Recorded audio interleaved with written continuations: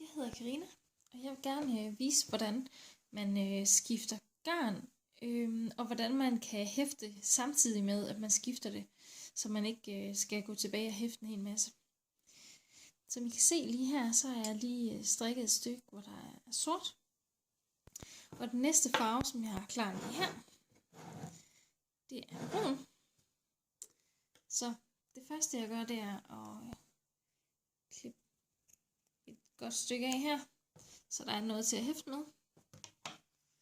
Og så tager jeg cirka lige så langt stykke. Det behøver ikke være så langt, men I får ideen.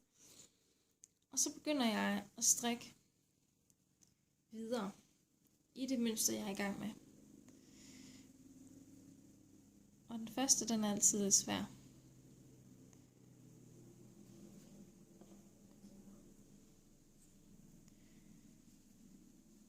Så har jeg en her. Så i stedet for at strikke videre og vente med at gøre noget til sidst, så strammer jeg det sorte garn her, så den maske nedenunder, den bliver som jeg gerne vil have den. Og så de to ender jeg har, de ligger her, dem kører jeg hen over snoren.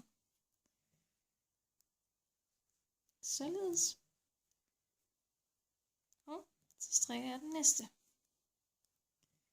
Så tager jeg igen to ender, kører dem henover, strikker den næste, tager enderne, kører dem henover, og strikker den næste. Og det bliver jeg faktisk bare ved med indtil, at jeg synes, den er hæftet så godt, som jeg har behov for.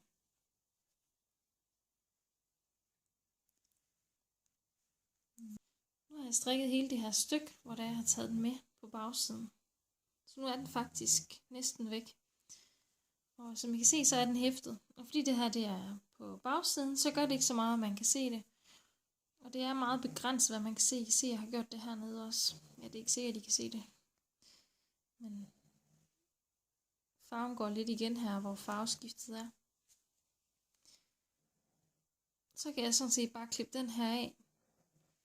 Og så strikke videre. Og det var sådan set bare farveskiftet. Jeg foretrækker at skifte farven på retsiden. Eller hvor jeg i hvert fald har så mange masker som muligt, som jeg strikker ret på retsiden. Fordi det gør det lidt pænere. Som I måske kan se her ved vrangsiden. Så kan man se det en lille smule der. Det er lidt nemmere at se hernede bagved. Ja, det er det måske ikke. Jeg kan finde et godt eksempel. Her, der kan man se, at der kommer sådan en streg hen. Og det er ikke fordi, det gør noget, men det gør bare, at det er rarere, at jeg har flest retmasker på forsiden. Så derfor synes jeg, det er rart i forhold til, nu har jeg kanterne her, hvor jeg strikker ren ret. At det bliver en ret på forsiden. Så ja, det var det. Det her trick, det er et, jeg har lært af min veninde. Men jeg synes, I skulle have det også. Så jeg håber, I kan bruge det til noget. Og god strikkelyst. Hej.